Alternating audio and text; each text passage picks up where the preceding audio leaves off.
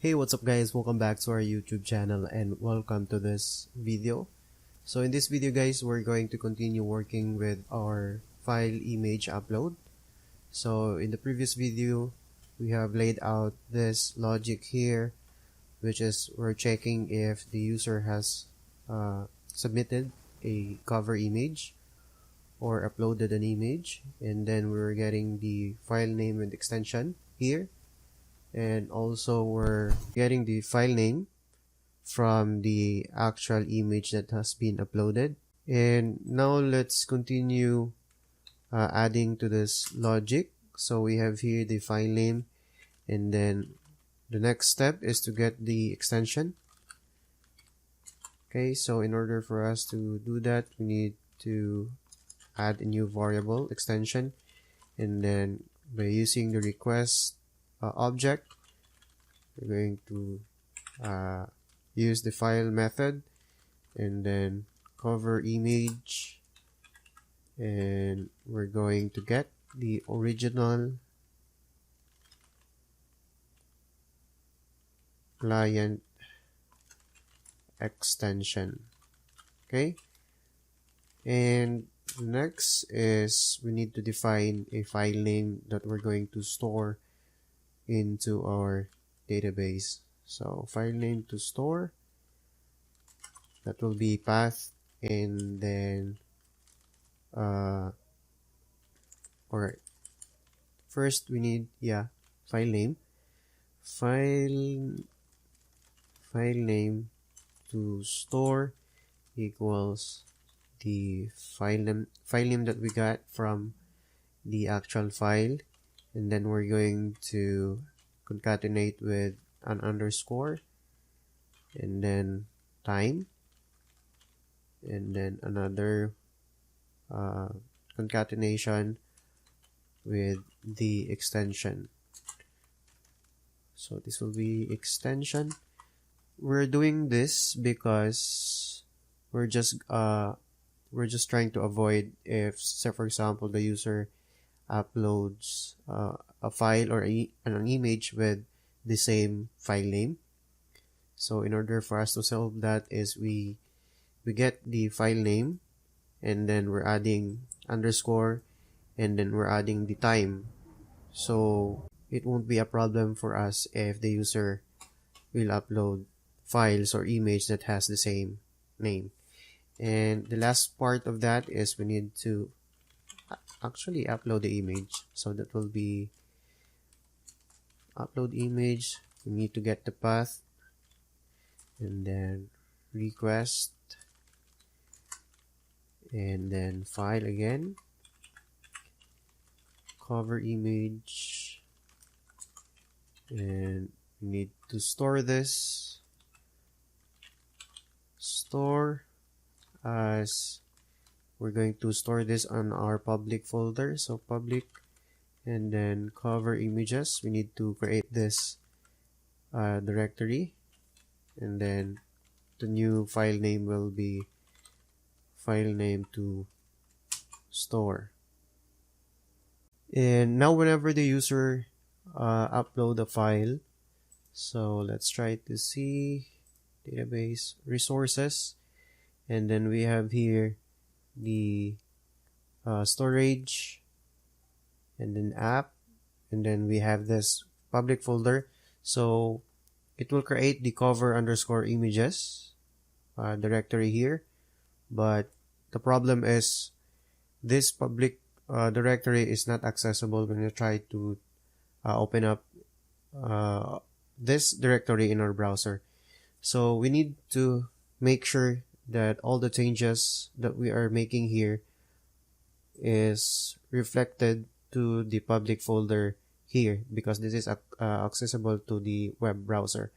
So in order for us to do that, let's open up our terminal, and we need to run a command to link this storage app public folder into our actual public folder. So the command for that is PHP artisan and storage, and then link. So there you go, the public storage directory has been linked. So whatever changes that we're making here in our storage file or storage directory will be reflected here in a public directory. Now the last thing that we want to do here is to actually save the file name to store. So that will be post, and then the cover image equals the file name to store. Okay, save this and let's try it in our browser. So refresh and then add post. So new post with an image. This will be the body of the post with an image. Then we're just going to select a certain image and open and then submit. So we're getting an error here. The cover image must be an image. So I think the problem with this is here in our create blade.php. So multi-part slash, it should be form data. So there you go, save and refresh. So new post with image, test body, and then browse for the actual image and then submit. So we're getting get client original image does not exist. So we have a typo here. So I think we're going to use, instead of get client original image, so we're going to use get client original name. So that will be post controller and get client original name. So right, and then post with image test, browse the image and submit. So we're getting path info underscore file name, so undefined constant. So we need to change that. Instead of just file, it should say file name. Let's go back and refresh just to make sure, and then new post test and browse the image and then submit. So again, we're getting the get original client extension does not exist. So I think we also have a typo, so we're just going to copy this, get client original extension. So let's go back to our code editor and replace this with get client original extension. So save that. Let's go back, refresh, and save another one. So I hope it will be successful this time. So browse and then submit. So there you go, post created. So the new post with image has been created, and the next step that we're going to take is to display the image in our show post and also in our new post with image, where we can actually see the individual post. Since we have successfully uploaded an image, we can see here in our storage, and then the cover image directory has been created, and we can see here the link of our storage directory with also the cover underscore images with the actual file or image that we have uploaded. So let's try to view that in our PHP My Admin. So in here, so post, and we have new post, and then the body, and of course the link or the file name of the uploaded file. And actually we're just going to get rid of this records with no cover image. So we're just going to delete that,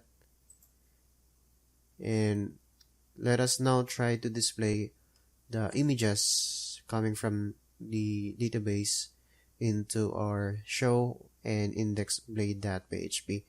So that will be resources and then views, and then index.php. So we have here displayed the post. So before that, it's just going to add a new div road. So this is just a bootstrap tag, and we're going to add another div. This will be column md4, and also another one for another column, so it should be 8, and we can just copy and paste this here, and also we can remove this. I think we can just remove that, and here we need to display the image, so that will be image, and then the source is coming from the storage directory, and then cover images, and the file name. So this will be coming from our post, and cover image, and I'm just going to add a style here for our image, which is the width should be 100%. So save this, so refresh, and then log. So we're not getting any post here, and if we try to go to our post, we have one record. So let's try to check our code here. So index.play.php, and we have here if greater than 1, and we have one record right now, so it should be greater than 0. So refresh. So there you go, we have the image, and then we have the title here, and also the written on information. So in the next video, we're going to continue working on with this feature, and also we're going to add that in our blog list and individual post here, and also we're going to add the feature in our edit post, where we can also edit or update the images. So see you in the next video. Thanks.